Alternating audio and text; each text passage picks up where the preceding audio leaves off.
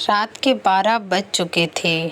माँ कभी दरवाजे की तरफ देखती तो कभी एक नज़र घड़ी की तरफ। माँ की आंखों में और चेहरों पर चिंता साफ नज़र आ रही थी। थोड़ी ही देर में दरवाजे की घंटी बजी। मानो काफ़ी तेज़ी से दरवाज़ा खोला और सामने बेटे विक्रम और बहू मान्यता को देखकर पूछा, इतनी देर क्यों हो गई? मैं कब से तुम्हारी राह देख रही थी। माँ, मैं अब छोटा नहीं हूँ, तुम मेरी चिंता मत किया करो। विक्रम घर के अंदर प्रवेश करते हुए बोला, बेटा कितना भी बड़ा हो जाए, माँ के लिए छोटा ही रहता है। चलो छोड़ो, हाथ पैर धो लो, मैं तुम्हारे लिए खाना लगा देती हूँ। माँ ने दरवाज़ा बंद करते हुए कहा।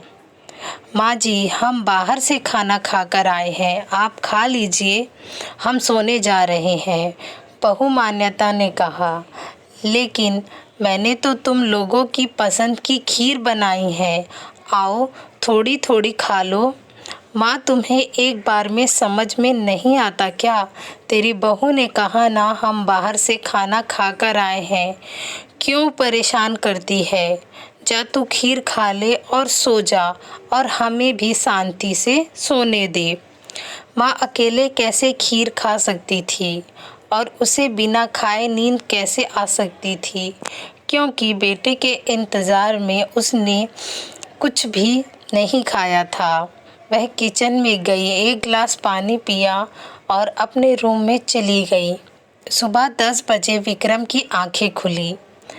बाजू में मान्यता अभी भी सो रही थी। विक्रम हॉल में आया तो लैपटॉप के पास रखी एक चिट्ठी पर उसकी नज़र पड़ी। ये चिट्ठी किसकी हो सकती है, ये देखने के लिए उसने चिट्ठी खोलकर पढ़ना शुरू किया। मेरे लाल, तू सोच रहा होगा कि एक ही घर में रहते हुए ये चिट्ठी क्यों? मैं तुम्हें बोलकर भी ये बात बता सकती थी। हाँ, बता सकती थी, अगर तुम मेरी बातें सुनना चाहता तो।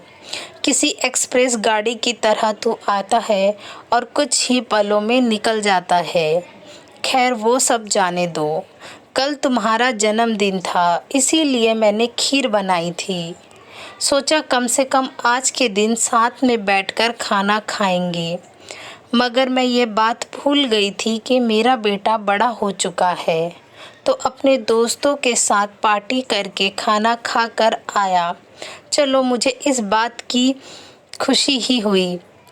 मेरी दवाइयाँ ख़त्म हो गई है। मैंने कुछ दिनों पहले तुझे दवाई की एक चिट्ठी दी थी। अगर वक्त मिले तो वह दवाई मुझे लाकर देना, मुझे थोड़ी राहत हो जाएगी। विक्रम को याद आया कि 4-5 दिन पहले माँ ने एक दवाई की चिट्ठी दी थी।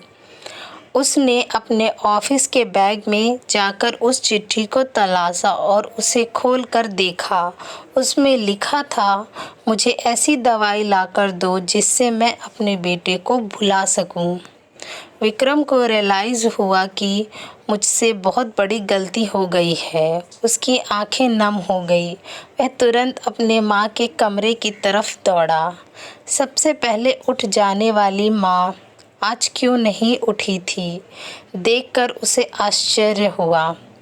उसने माँ को उठाने की काफ़ी कोशिश की, लेकिन माँ एक गहरी नींद में सो चुकी थी। विक्रम के पास फूट फूट कर रोने के अलावा और कोई चारा नहीं बचा।